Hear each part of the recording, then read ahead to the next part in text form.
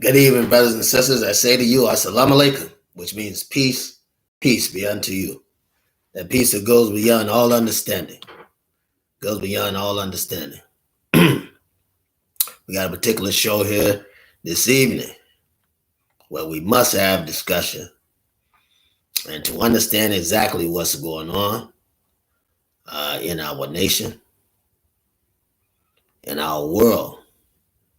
To understand what's going on, we've got to make both Christian and Muslim interested in what's happening to us globally, locally, and nationally. We have to understand that.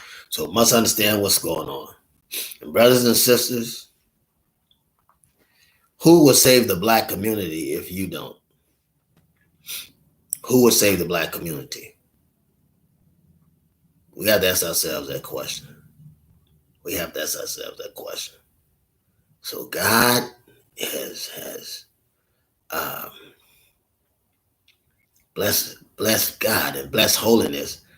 God has raised brothers and sisters that are willing to talk about the issues that are affecting us today. We have a lot affecting us as Africans in this barren land, brothers and sisters. So much affecting us. And it gives me great pleasure to have the knowledge and the courage to get up here and say what needs to be said. We have to be willing to say what needs to be said. God is in control of all things, truly in control of all things. That's why we have to stand in boldness. We have to stand in boldness as we speak the truth. So I greet you in the name of peace. In the native African tongue, Assalamu alaikum, which means peace be unto you. This peace that goes beyond all understanding, the peace of God goes beyond all understanding. This peace, the peace that He gives to us, no one can destroy, no one can take it back. The peace that He gives to us. And I'm so thankful. I'm thankful to be able to witness this peace that He gives. Brothers and sisters, we're up against so much in this world today. We're up against a lot of stuff. We're up against so much. And we have to get understanding. We have to get understanding as to the relation and relationship prophecy has with us.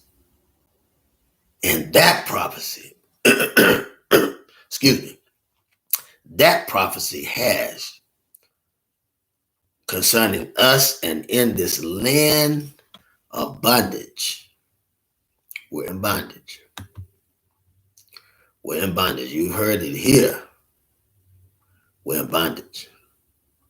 How do we get out of this bondage? How do we get out of this bondage? That's the question. That's the question. That's the question that has to be asked. How do we get out of the bondage that we're in?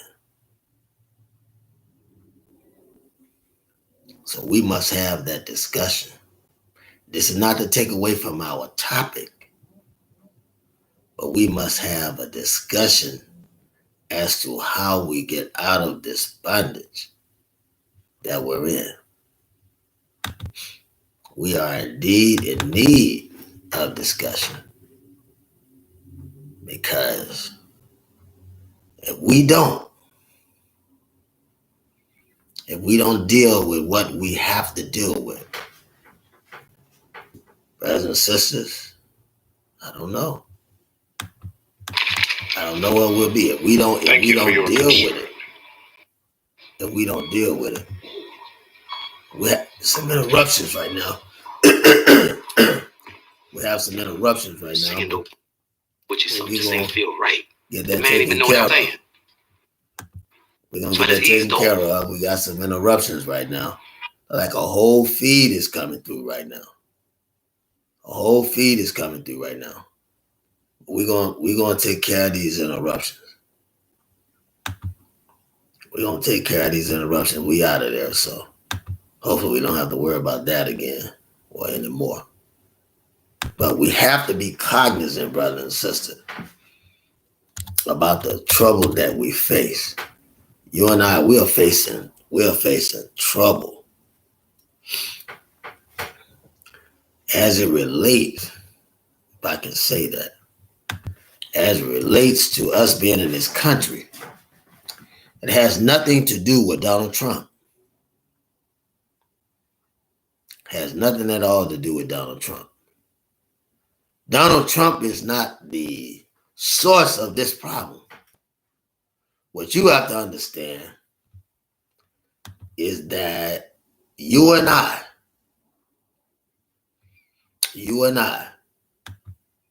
are in bondage.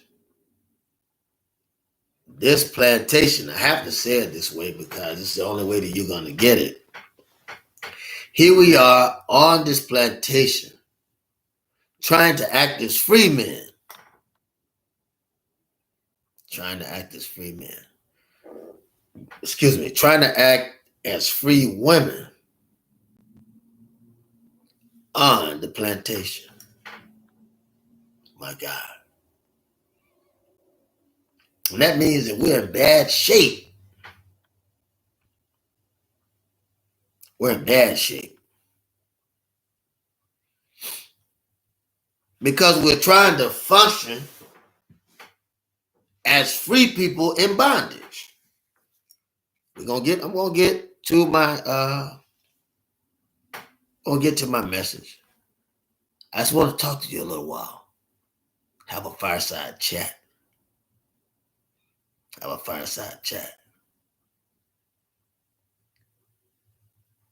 There's no way,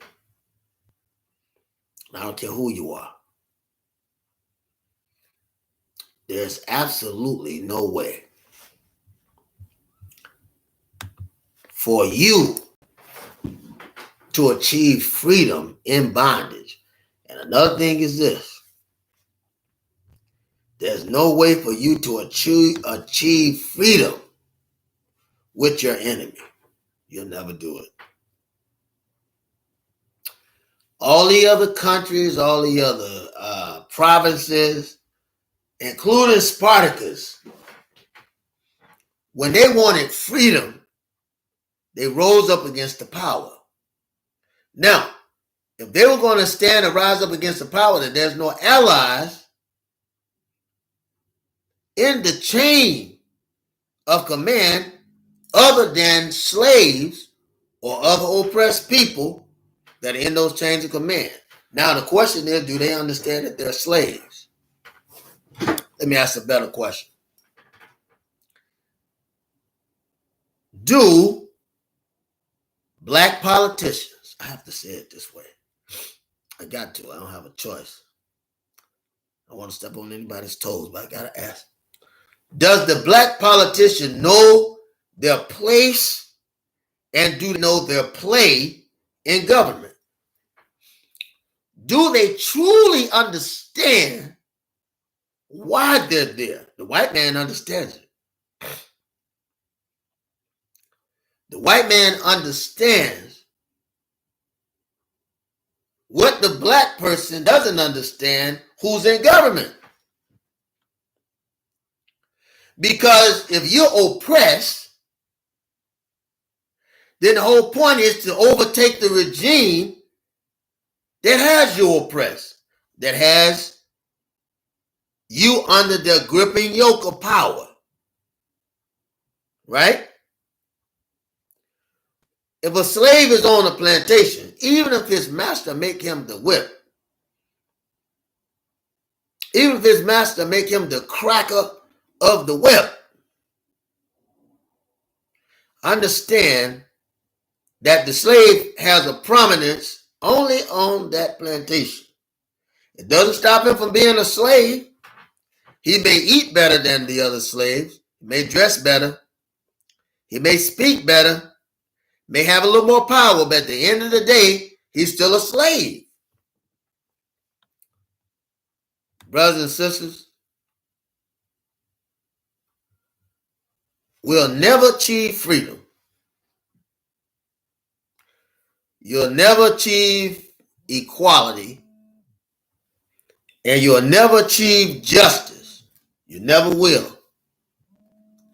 Never achieve freedom, equality, or justice. You never will. If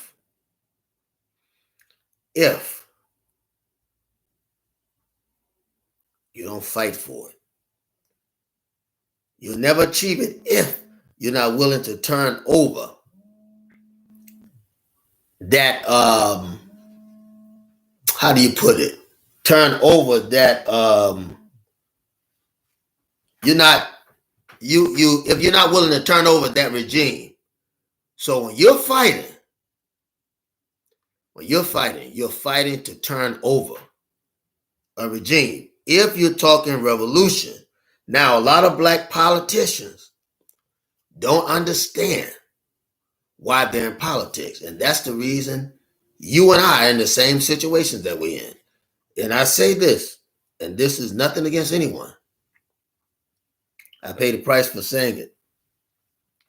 Understand that as black people, as the grandchildren of slaves, great-grandchildren of slaves, the lineage of slaves, and understand that anybody that's under this country's constitution, functioning within this country's corporation, you have two choices. You work for yourself, where you're not experiencing the bondage, and you educate yourself so that others won't experience the bondage. It's the only choice you have. If you deal with those two choices, then you'll create a people that's learning how to survive and could be self-sufficient on their own. If you have those choices, and this is to respond to the sister's question. Now, you have to look at this because we're in an illusion. We're in an illusion. There is no such thing as really black politicians. There's no such thing as black politicians. It doesn't exist. It doesn't exist. Now, no such thing as black politician. So if there's no such thing as black politician, then you can't have a black president. Not legitimately. Not legitimately, you can't have it. If there's no such thing. If there's no such thing. Right? And it can't be true. Can't be true of black politicians to have effect on your future. Because all you have to see is just a game. To have an effect of what them being voted into office has no effect on your future. It's part of the game. I won't say it as plain as I can. So it doesn't matter how they vote. Doesn't matter what they have to say. None of it matters. None of it matters. It's part of the game to keep you believing that your vote matters, your vote count, and you supporting them counts.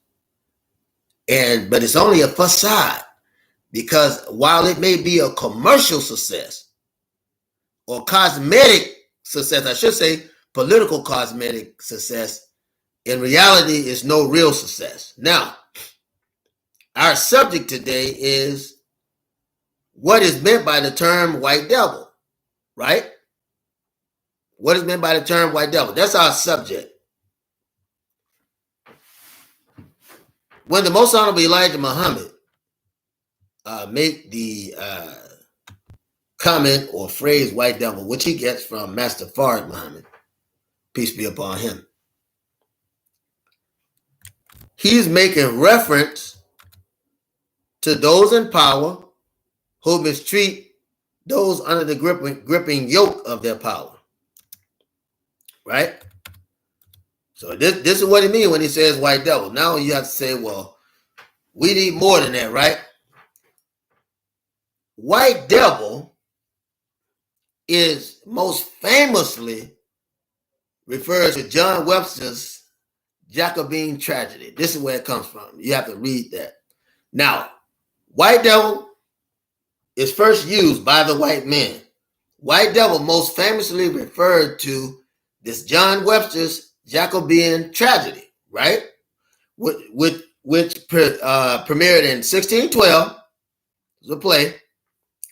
The play revolved around the Victoria Carabana, right? Look that up, Victoria Carabana, and her adulterous affair with Duke Bracciano. This is where the term white devil actually comes from. Leading to a web of violence and revenge. It explores themes of love, power, betrayal, and the corrupting influence of society. Now, I like to use all of those, but more importantly, a devil is someone who corrupts the influence of society. They're corrupted, right? A devil is a corrupter. Now, let's talk about that tragedy. Then we'll go to the most honorable Elijah Muhammad, so that you'll have some understanding of what he meant. But you must understand that this play, tragedy, was very familiar with both blacks and whites, and it was very famous to a reader, very famous. But the most important thing is that it's a 5-act tragedy exploring the complexities of human nature and the destructive consequences of unchecked desires. Again, it explores the complexities of human nature and the destructive consequences of unchecked desires.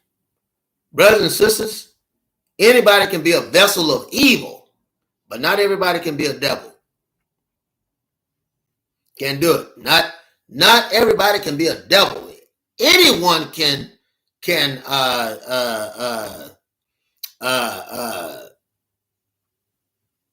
have complexities that, if they're not fine-tuned, will lead them into situations. But to be able to govern those complexities, you govern those complexities and cause this to happen because you corrupted the influence of that society. This is a devil, right? So the devil, what he does is,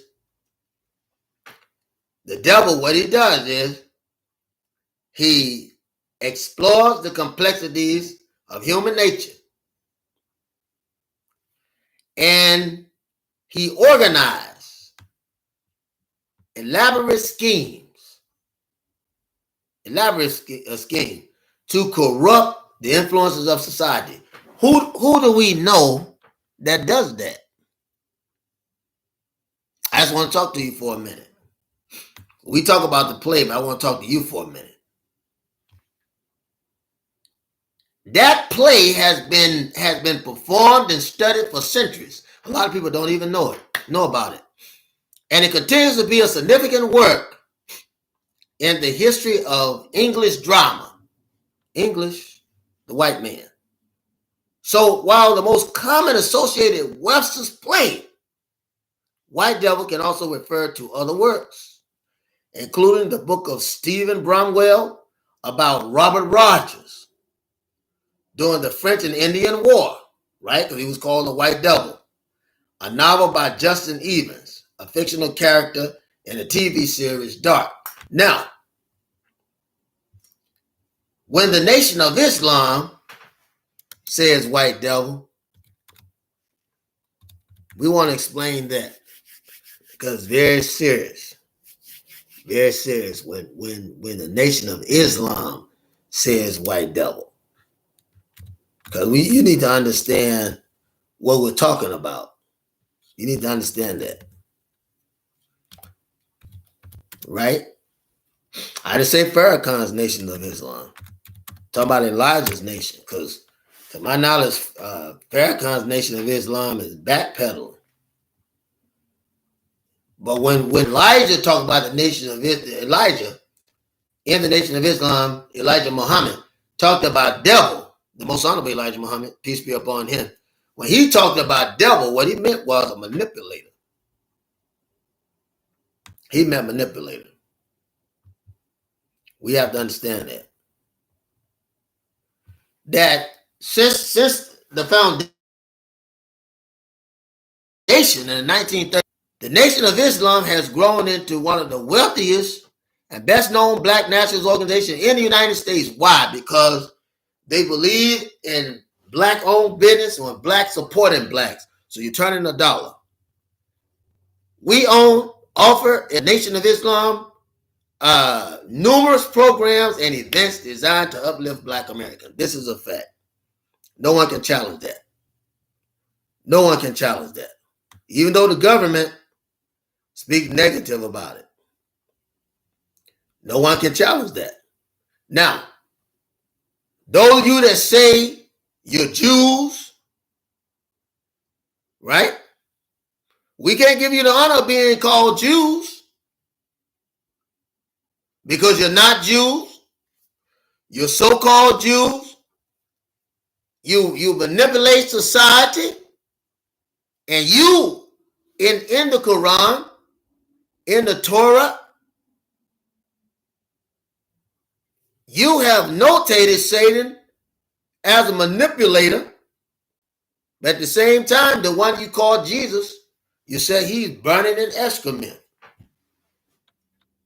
And he himself was a Jew, right?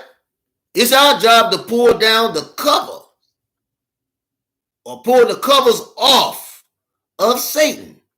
That's our job. That's our job. We have to pull the cover off Satan.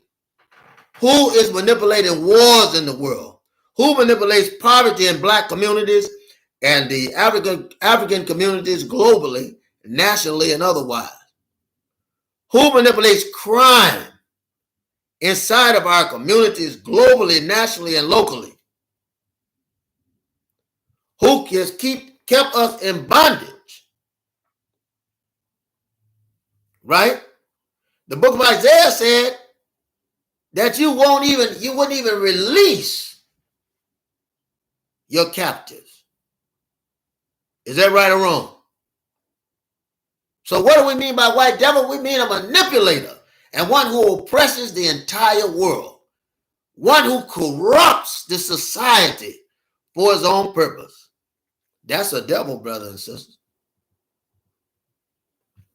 That's the devil incarnate. And you and I, in this day and time that we're in, you and I, our job at this point, our job is to peel back and to explain the difficulty of what is happening today. Not from Donald Trump. Not from Donald Trump. Donald Trump is doing no different than any white devil has ever done in history. He's not doing any different. As a matter of fact, if a man tell me what he is, I can accept that. If he's what he is. I just can't accept a hypocrite. But if a man tell me what he is, I can understand that. And I can accept it. Now, Yakub, we have to talk about him. The creator of the white man. The big-headed scientist. The Anunnaki who created the white man. Let's talk about Yakub. Let's talk about Yakub.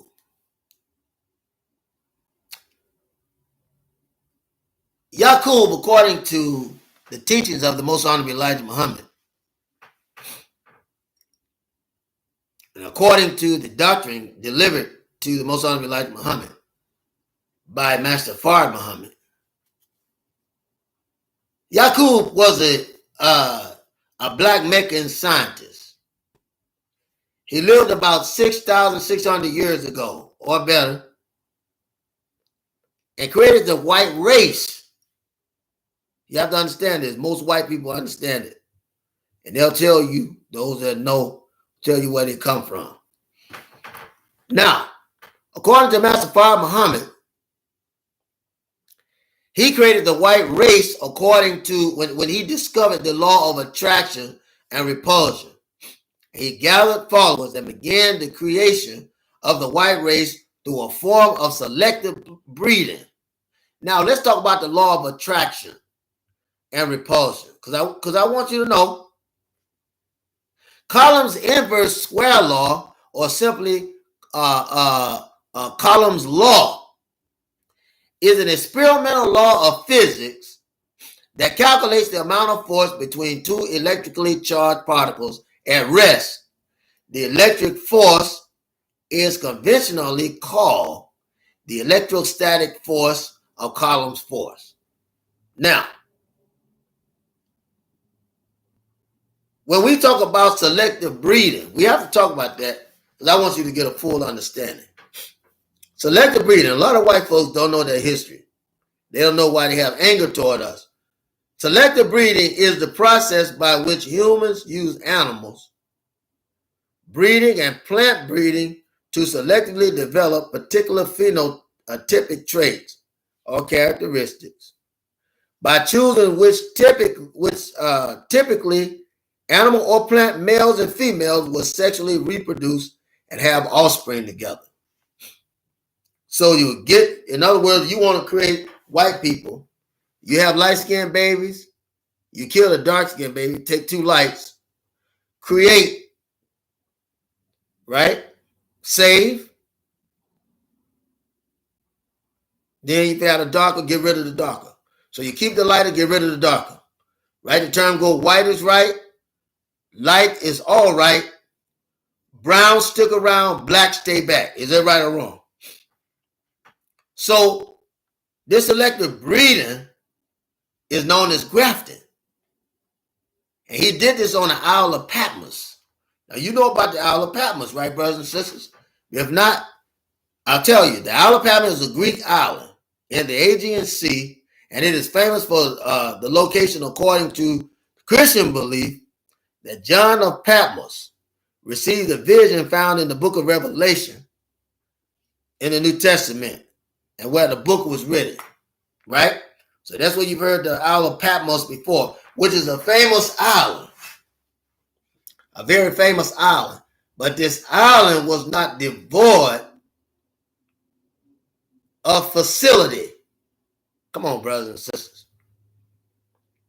Yaqub died at about 150 years of age, but his followers continued the process after his death.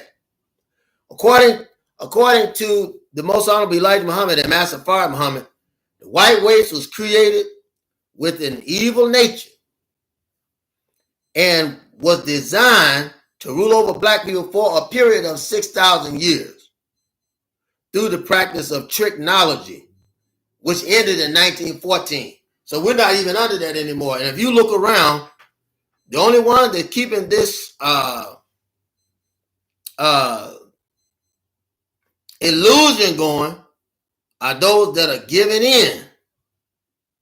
All those that are giving in to white society's power. You know, you have to think about this, brothers and sisters. When you black, you need to do something for yourself. Why would you ask your enemy to do something for you? And it took years to make the black man dependent. It took years to make the black man docile. Right? Because you did it through fear. You did it through collusion. You did it through corruption. But today, as our eyes begin to come open, they got to keep with the shenanigans and the tricks. So when those things run out, say, we'll put a black person in front of them. And I tell you this, and I say this, and I'll leave. If you got a black man in front of you, I want you to think about this. And he's getting airtime and camera time, and the white man is letting him have his say, I put it that way, you notice something's wrong, because the white man would never put anyone in front of you that is not useful for his program. I tell you that. I'm telling you that. And you have to understand it. You've got to understand it. That if the white man has a black man in front of you, the only reason that black man is in front of you, brothers and sisters, the only reason he's in front of you is because the white man has use for him. If he didn't have use for him, he wouldn't be there. I'm going to let you know. Because I think you should know. You should know. So you got a lot of these leaders in front of you. Some of them talk tough. Some of them talk tough. But would they be so tough if the white man wasn't there to bag them up? I'm just asking you a question. Just ask you a question. Because I want you to think about it. Would he be so tough if the white man wasn't there to bag him up? Right? You got leaders that are talking about nationalism. They're nearly 100 years old, been around a long time, including Mauricelm-Lei. Been around a long time, talking the same old jive. But they're alive to tell it. Bobby Seale is alive to tell it. Do you see where I'm going with this? See where I'm going with this? They make him relevant. The white man make him relevant. Just last year or the year before last, during the death of Sister Ava, they came with this big thing about Mauricelm-Lei, which has never been anyone instrumental in the deliverance of black people till this day. Never been instrumental. But they brought him up during the killing of Sister Ava to keep you blind. To keep you blind. Not only that, but Mauricelm-Lei has, what power does he have to the point where he's working in collusion with the Russians? And then to that I ask this question. Who makes him relevant? You go out in the news and put this stuff on the news. You understand what I'm saying, brothers and sisters? We've got to be wise. We got to be wise and see what's going on and respond accordingly. We have to be wise. I get on here to tell you knowledge because I love you, to make you wiser to what's going on. You got to know what's going on, and you got to be wise. The man controls everything. When I say the man, I'm talking about the white man. The only man I could be talking about is the white man. The man controls everything. Everything. The white man controls everything. So I just want you to know. I just want you to know you got to wake up. You got to get wiser. And you got to have your eyes wide open. Wake up, get wiser, and you got to have your eyes wide open, because if you don't, you are going to be continually trapped in this illusion of white superiority. And that's what America has, an illusion of white superiority. It's not real. It's not real. It's an illusion of white supremacy. Brothers and sisters, I tell you this because I love you. Know that. Because if I didn't love you, I wouldn't tell you. If I didn't love you, I wouldn't tell you this knowledge. But I want you to be free. I want you to be free, brothers and sisters. And I want you to have the peace that the world can't give. Peace that goes beyond all understanding. I want you to have that peace. The peace that comes from God. My God, I wish I had a witness today, brothers and sisters. A God that would deliver you. If I didn't tell you in the beginning, I tell you now. I love you. Peace be unto you. Peace be unto you. Peace be unto the black family. And be an example and example to one another. Father and mother, love your children. Love your children. Teach them to be an admonition of God. Teach them to love one another and teach them to be obedient. I say, peace be unto you.